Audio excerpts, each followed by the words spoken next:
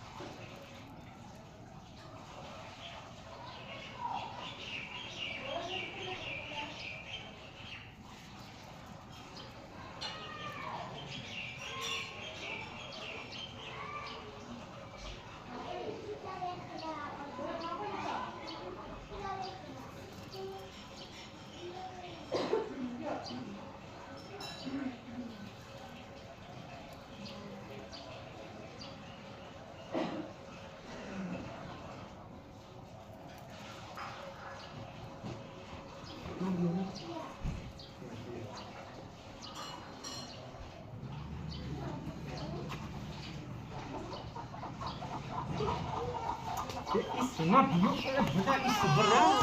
Isma, biyok,